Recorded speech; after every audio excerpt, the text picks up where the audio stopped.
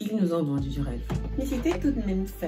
Vous vous demandez certainement comment est-ce que j'ai fait pour me retrouver à danser une danse bizarre devant un écran géant un dimanche soir au lieu d'être dans ma chambre en train de regarder Otinoko. Je vous explique tout ça. La réponse en 3 mots, Kamer Otaku Festival. En cette vidéo, je te fais un récap de tout ce qui s'est passé pendant l'événement otaku le plus attendu du Cameroun avec ses moments pics et ses points faibles. Mina, bienvenue dans mon univers. Je suis Mikasa 237 pour te servir.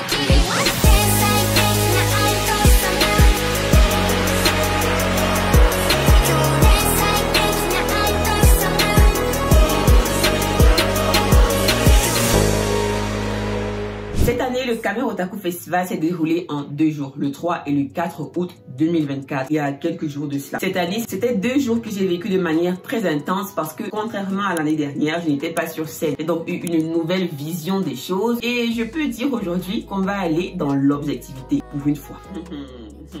L'événement se déroulait à Acacia. J'avais un peu peur de l'emplacement vu que l'année dernière, on se trouvait en plein centre-ville et c'était magique. Mais je dois reconnaître que l'on ne s'en est pas trop mal sorti. Maintenant, tous les acteurs majeurs de la communauté étaient là. Otakuti, Kamerchan, Kawaii Store, Cosplay Sticks et bien sûr la boutique la plus magnifique, la plus chou de tout l'espace, Onilove. Pour ceux qui ne savent pas, Onilove, c'est ma boutique K-pop. J'avais réservé un stand pour ma boutique de 9 mètres carrés et j'ai eu une table.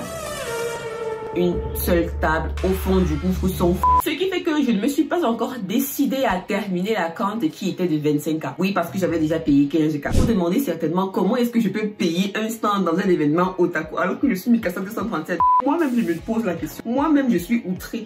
Non mais, on rigole, mais on ne m'y reprendra plus. Bon, ils ne sont pas au courant que je ne vais pas terminer la compte. Ne leur dis pas. Gardez cette vidéo pour vous. Dans l'ensemble, je me suis amusée, Stéphane. Quoique j'ai déploré certains aspects. Pour commencer, cette année encore, certains participants qui avaient acheté les passes les plus chers se sont plaints de ne pas avoir les privilèges qui leur étaient dus. Comme par exemple le fait de ne pas payer certaines activités. C'était le premier jour. Je pense que la situation a été régularisée le 2e jour lorsque l'espace Broly a ouvert. Et c'est justement ici le second point faible selon moi. L'espace VIP semblait isolé des vraies activités de l'événement. Sachant que dans l'espace en question, même si les activités étaient gratuites, il n'y avait pas vraiment de quoi être fier. En mode, je fais quand même partie de l'élite, j'ai besoin de ça, d'avoir la preuve de mon privilège, d'avoir la preuve de ma royauté. Mais bref.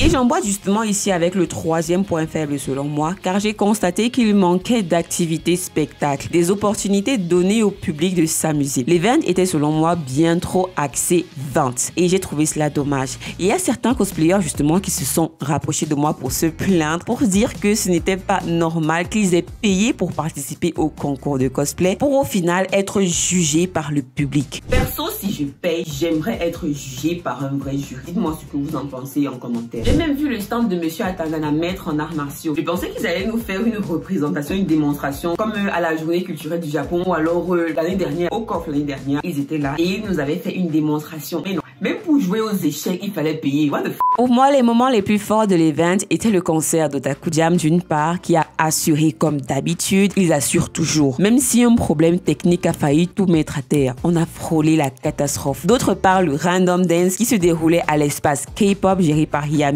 C'était le feu, j'ai dansé comme jamais. Bon, un point d'honneur aux cosplayers. Il y avait ODC Cosplay, il y avait Cosplay Tix, je ne sais pas, mais tout le monde était tellement motivé, tout le monde était tellement bien préparé dans son cosplay, c'était beau. J'ai même vu Iron Man, c'était un truc de dingue. Perso, je me suis bien amusée. Bon, on m'a assigné 3 personnes pour le coffre. Je pense qu'ils étaient un peu saoulés de me suivre partout. D'ailleurs, je tiens à m'expliquer. Je leur ai dit depuis le début que vous êtes sûr que vous allez suivre la cadence, que moi dans les événements otaku, je vais partout, je vadrouille partout. Ils ont dit ouais et tout. Au final, ils m'ont lâché. Bon, c'est vrai qu'on a fait à peu près 2 heures et je sens que je les ai irrités pendant les 2 heures. That's the life of influencer, guys. I'm sorry, but not sorry.